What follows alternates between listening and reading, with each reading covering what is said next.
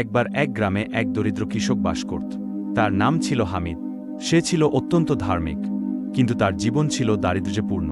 শবে বরাতের আগের রাতে সে খুব দুশ্চিন্তায় ছিল, কারণ তার ঘরে খাবার ছিল না এবং সে আল্লাহর কাছে দোয়া করছিল। সেই রাতে শবে বরাতের বিশেষ ফজিলত সম্পর্কে গ্রামের মসজিদে আলোচনা হয়।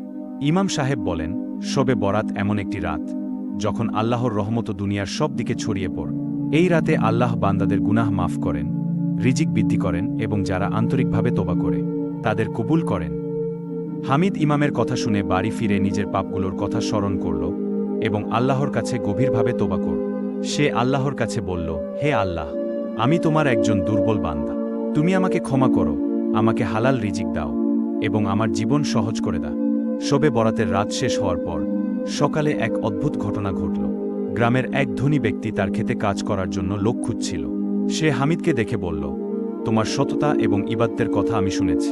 তুমি যদি আমার খেতে কাজ করো, আমি তোমাকে ভালো পারিশ্রমিক দেব।